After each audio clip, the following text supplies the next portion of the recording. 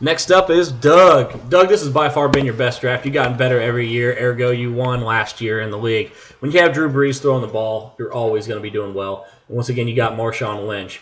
Even though it's a PPR and he doesn't catch a lot of passes, that really doesn't matter because they run it down his throat. I mean, he will get his carries as long as he doesn't get that DUI suspension. So we'll see how that plays out. But I think he'll be all right there. So those are two really great keepers. The one thing I do have a question about, what the fuck is your team name? I can't understand what the hell you're trying to say with it. Gonzo's Last Breeze.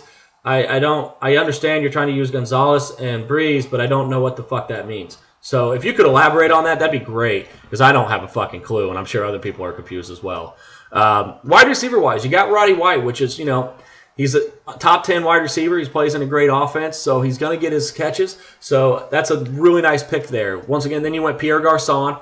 I like Pierre as well. As long as he can stay healthy, he's going to be a very valuable wide receiver. The one thing I do question about is that you did the double tight end as well with Antonio Gates and Tony Gonzalez. Tony Gonzalez, took him probably in a good spot. I probably would have taken Witten over Gonzalez just because of the catches, and I think he was taken one pick after you chose Gonzalez in that double round by Hart.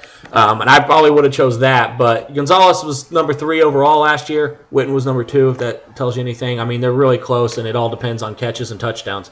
But Gates, I mean, I don't hate the pick because he could be really, really good, but since you already had a tight end, it's kind of a little bit more questionable because the next player off the board is a Torrey Smith, a number 1 wide receiver for a team with really big playability, and they showed it last year. So I'm a little concerned about that. That's the only big question mark I had on your team. DeMarco Murray, where you took him, hey, he does have an injury risk, but he was the best on the board, and when he plays really, really well. So you got to realize that. I like your Andre Brown pick.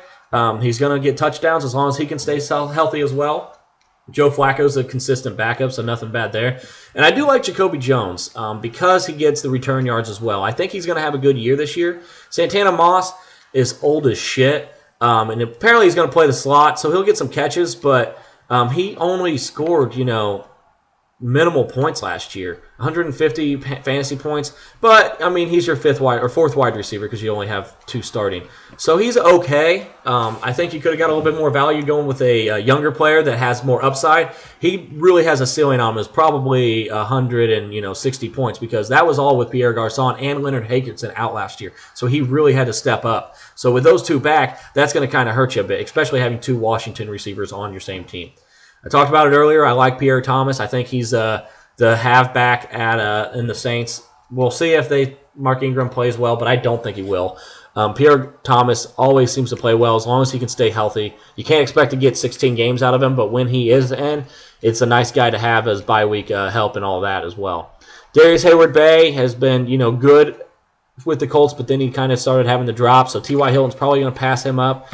Still, though, he's going to be somebody you can throw in there. And Joseph Randle is a great backup, especially since you have DeMarco Murray. That was a really smart pick. I think we were talking to you about it on the draft. I don't even think I realized you had DeMarco Murray at that point in time. But by having Joseph Randle as a handcuff, that really solidifies your running back situation because Randle looked really good in the preseason as a rookie. So he's definitely going to step in there if Murray goes down. So overall, like I said, I really do like your team.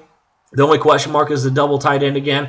But you'll have trade bait if both of them blow up. But Gates has really been struggling the last couple of years. So we'll see how well he does.